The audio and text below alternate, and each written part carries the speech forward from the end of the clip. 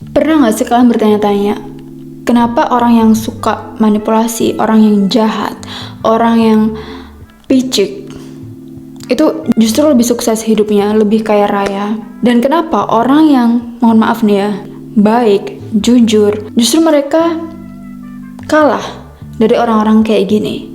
Dan dari kecil kita diajarkan bahwa orang baik itu pasti selalu menang dari orang jahat.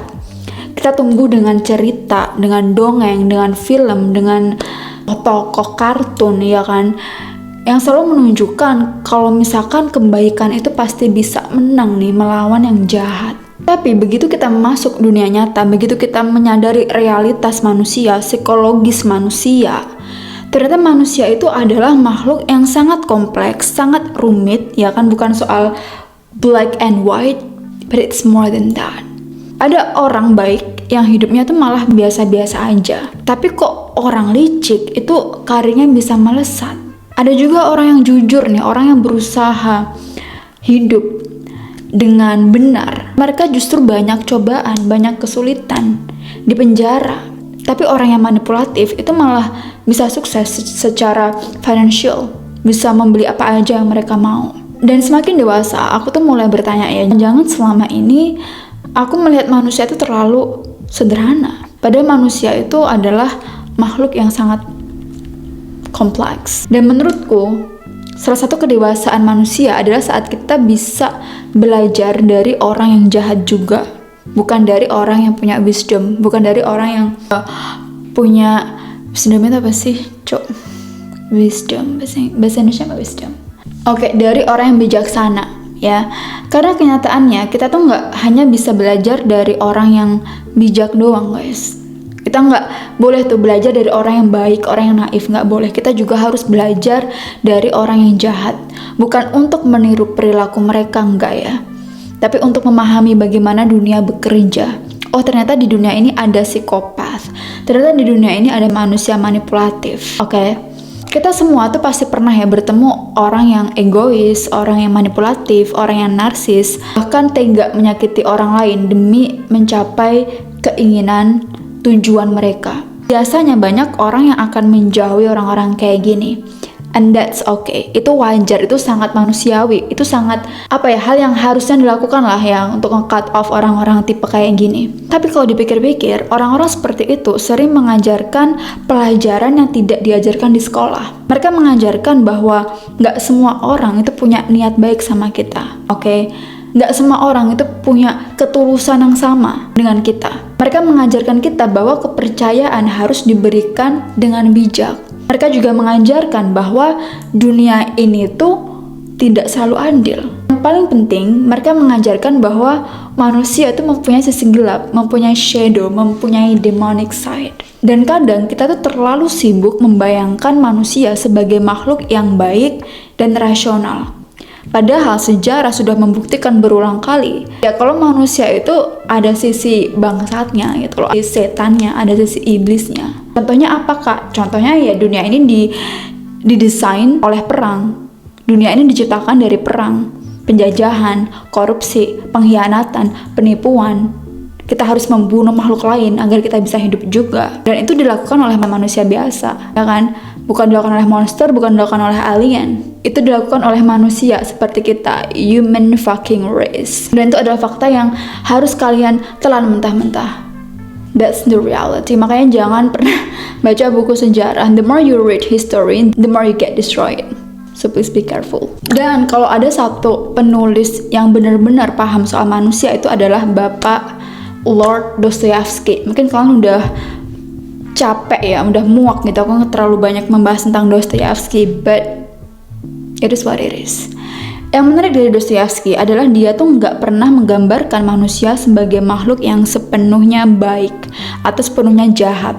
Oke, dalam pandangannya setiap orang itu menyimpan dua kemungkinan sekaligus. Kita itu bisa jadi heroes dan kita juga bisa jadi villain. Kita bisa jadi villain di cerita setiap orang dan kita juga bisa jadi pahlawan di cerita setiap orang. Dalam bukunya Crime and Punishment, tokoh utamanya yang bernama Raskolnikov itu kan dia ngebunuh nenek rentenir lah ya. Hanya karena ada jealousy di situ, karena si Raskolnikov itu adalah mahasiswa miskin dan sering kelaparan dia.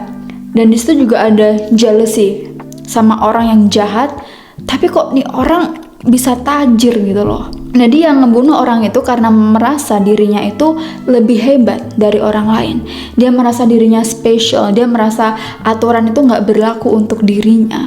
Dan bukankah hal itu masih relatable ya sampai sekarang? Banyak orang yang melakukan hal buruk bukan karena mereka kekurangan duit gitu. Mereka melakukannya karena mereka punya ego dan karena mereka ingin merasa lebih penting daripada orang lain. Dan Dostoyevsky seolah-olah pengen ngasih tahu kita nih bahwa musuh terbesar manusia seringkali bukan kemiskinan dan kebodohan, tapi adalah pride, kesombongan, merasa bahwa we are better than anyone else. Dan menurutku salah satu kesalahan terbesar generasi sekarang adalah terlalu percaya bahwa semua orang pada dasarnya itu baik. Maaf aja nih ya, tapi sejarah itu tidak berkata demikian, bos. Manusia itu bisa kok sangat baik, tapi manusia itu juga bisa sangat kejam. Orang yang hari ini tersenyum kepada kita bisa saja besok mengkhianati kita. I mean, just take a look at the politicians, just take a look at the students yang dulu demo-demo ya kan tahun 98. That's the reality of human. Please learn about it. Karena manusia itu punya ego, punya nafsu, punya keinginan untuk diakui, dan manusia tuh nature-nya memang selalu pengen menang gitu loh. Bedanya hanya seberapa jauh kita mau mengendalikan dorongan-dorongan itu, seberapa jauh nih kita mau mengkerangkeng demons yang ada di diri kita. Itu perbedaannya. We all have demons, tapi ada yang demons yang dikerangkeng, ada yang demons yang dibiarkan lepas. Itu aja bedanya. Dan semakin aku tua, semakin aku tuh kayak percaya ya bahwa memahami sisi gelap manusia itu jauh lebih penting daripada pura-pura bahwa sisi gelap itu tidak ada. Nggak cuma manusia yang lain tentunya, tapi juga di diri kita sendiri. Dan kalau misalkan kalian wondering kenapa sih kok orang jahat itu pasti menang, ya karena orang-orang jahat, orang-orang kayak gini itu punya audacity, punya courage ya. Dunia tuh tidak selalu memberikan hadiah kepada orang yang paling baik.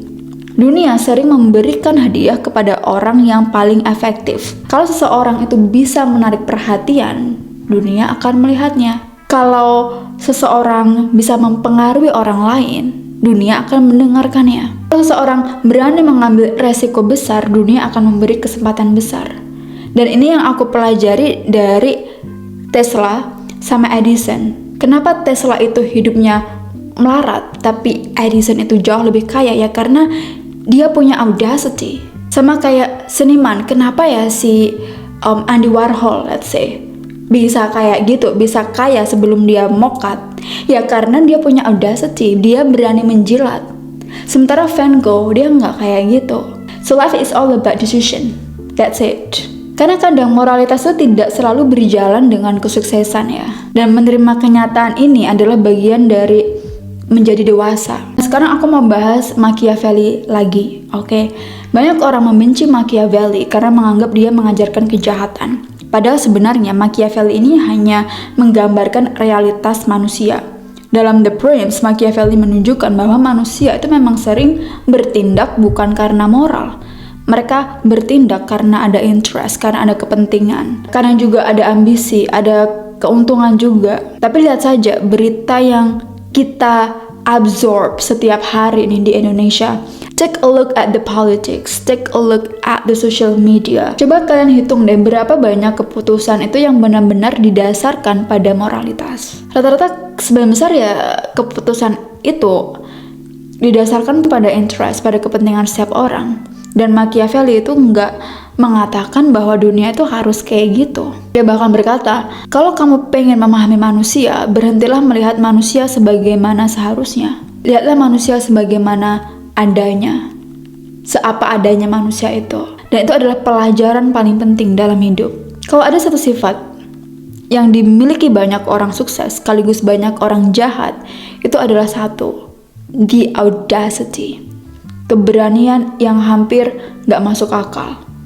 Keberanian untuk mencoba, keberanian untuk gagal, keberanian untuk mau ditertawakan, keberanian untuk dianggap aneh, keberanian untuk tetap maju meskipun semua orang meragukan mereka, Dan masalah terbesar kebanyakan orang sebenarnya tuh bukan karena kagak ada orang pinter, tapi karena banyak orang pinter itu yang takut. Banyak orang pinter sekarang itu bersembunyi, ya kan? Makanya orang-orang yang masuk di pemerintah ya orang-orang yang punya audacity, meskipun mereka kagak pinter. Ya karena orang-orang pinter tuh banyak yang takut ngomong, takut di cancel, takut malu, takut dihakimi, takut dikritik, takut nggak dianggap perfect.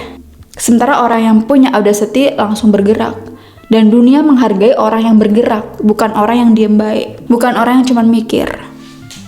Itu. Kadang orang baik tuh kayak terlalu sering menunggu gitu loh, bukan jemput bola. Mereka tuh menunggu untuk percaya diri, menunggu waktu yang tepat. Sementara orang yang berani itu adalah orang yang mencoba berkali-kali. Sudah gagal 50 kali, coba lagi, 1000 kali, coba lagi. Makanya kadang yang menang bukan orang yang paling pintar di sini. Yang menang adalah orang yang paling berani mencoba. Ini bukan berarti kita harus menjadi narsistik dan manipulatif, enggak ya. Tapi kita perlu belajar satu hal dari mereka. Jangan terlalu takut untuk mencoba, jangan terlalu takut hidup. Jadi, apa sebenarnya yang bisa kita pelajari dari orang jahat? Banyak. Kita bisa belajar keberanian mereka, kita bisa belajar kemampuan mereka membaca manusia, karena aku yakin orang kayak gini tuh bisa membaca manusia, they observe people. Kita juga bisa belajar ketegasan mereka, kita juga bisa belajar kemampuan mereka mengambil keputusan, tapi kita nggak perlu meniru keburukan mereka. Oke, karena keberanian tanpa moralitas itu juga bisa jadi sesuatu yang sangat berbahaya. Tapi moralitas tanpa keberanian juga nggak ada gunanya. Orang baik yang terlalu takut akhirnya hanya menjadi penonton. Sementara dunia dijalankan oleh mereka yang berani bertindak. Dan semakin aku bertambah usia, aku semakin sadar bahwa memahami orang jahat sama pentingnya dengan memahami orang baik.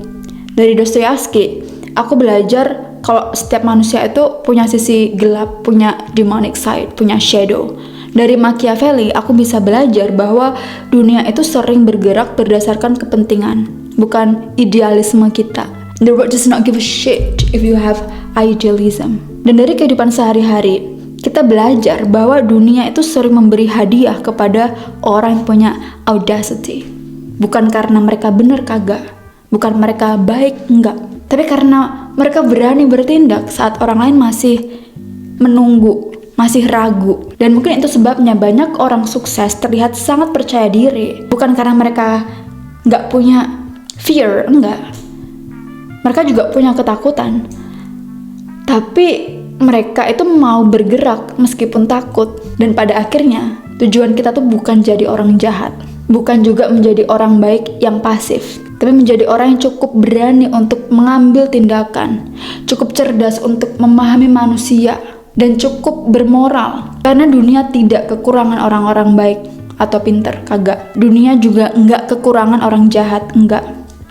Yang langka adalah orang yang punya keberanian, kemampuan melihat realitas apa adanya, dan tetap memilih untuk menjadi manusia yang punya dignity, punya martabat. Itu yang langka. So yeah, that's it. Yapping hari ini. I'll see you next time. Bye guys.